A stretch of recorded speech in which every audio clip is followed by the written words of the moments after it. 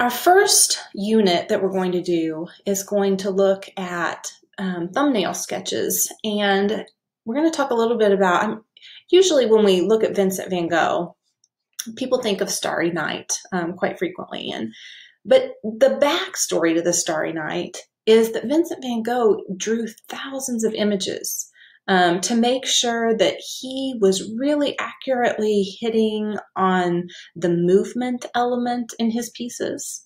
We know that he completed over 1,000 drawings from 1877 to 1890.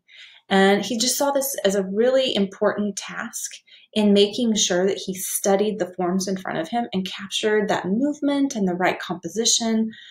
So these are a few of his works here that you can see in this Google Slide presentation. And I will give you a Google Slide link whenever we study an artist. All of art history slides will be in this one location. I'm going to put a lot of information on there. It'll be a slide or two, depending on, how much content there is with that artist. But my goal here is for you to kind of tease out and do a little bit of light research that connects what we're learning to this artist. Or maybe it's going to be like a little bit of an analysis of you kind of, what does this picture mean to you? Or can you identify the elements and the principles? There's a lot of different directions we can come at this, but I'll give you guidance on what I want you to tease out of these slides and move into your timeline. So this is an example of one of the first slides that we'll look at, and we're going to just practice how we would put this into SUTORI. So I've got two tabs open. I've got my timelines open, and I have my SUTORI. Timeline is open as well. It's easiest if you have both open and you can just toggle back and forth. If you will notice at the bottom, there are notes, and these are the notes that you will want to look at as far as guidance of what to move over into your SUTORI timeline. So let's just start here. We're going to talk in this one about that connection of him making lots of drawings, or what we would call thumbnail sketches, practice drawings. That's the point and why we're looking at this particular artist with this slide, because it connects with what we're going to be doing with this project, which is making preliminary sketches before we pick our best one.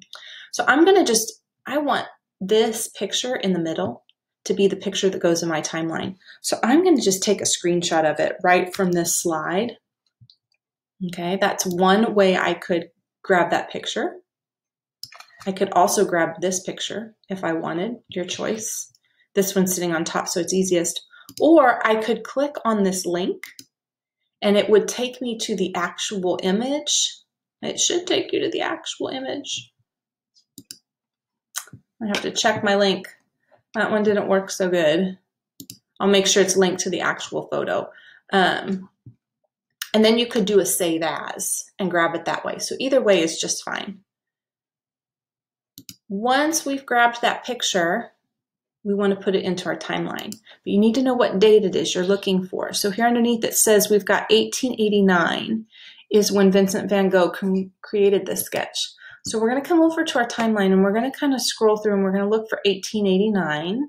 We're kind of in that range, but it's not quite so simple as just looking at the dates and plunking it in chronological order. So here I'm up to 1871, 1880, 1888, 1990, let's see, 1899. So I've got some years that are close here together, 1888, 1899. But if you'll notice, they fall in two different styles. So we've got, or two different periods rather. You've got this period, which the paintings all look very realistic, don't they? The pre-Raphael period. Or we've got this modern period where we get into talking about Impressionism. And if we read up here, it tells us that Impressionism is an art movement characterized by relatively small, thin, visible brush strokes. Depiction of light and its changing qualities. Well, if I go back and look at this slide, Vincent van Gogh is known as the painter of light. And we can see all of these little dots that he has used to make his markings. This style looks like it would fit much better with Impressionism than it does the pre-Raphaelite period, correct? Doesn't look like those. It looks more like these. So I want to make sure that I've got it in the right period, and that's going to require that you read a little bit, okay, and make sure that it's in the right spot. It might even mean you need to go out on Google and do a little research on that artist. What kind of an artist was Vincent van Gogh known as? That's going to be pretty easy information to obtain. Once I find where I want it, I'm going to press the plus, and I'm going to add an image. Okay, I'm going to grab this image from your device. You've either saved as or you've done a screenshot. I'm going to go with my screenshot and open it.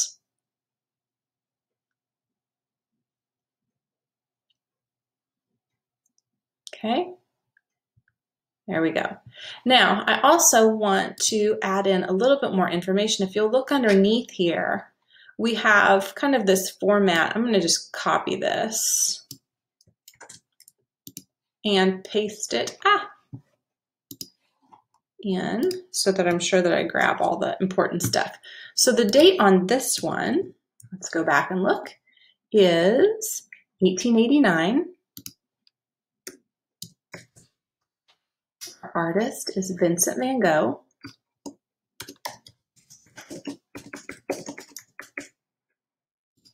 Title, I don't know that there's a title for this one. A lot of times preliminary sketches are not named. We'll just call it a preliminary sketch.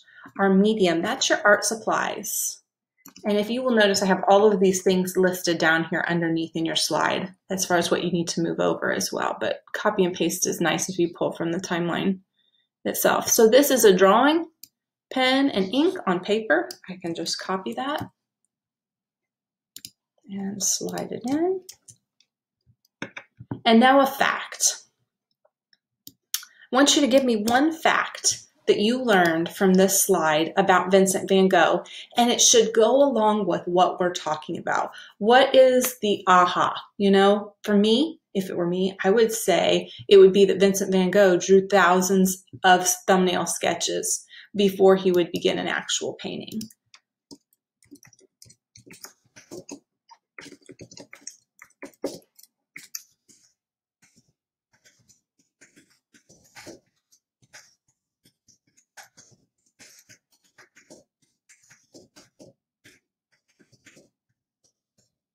Much like a thumbnail sketch I will use to practice drawings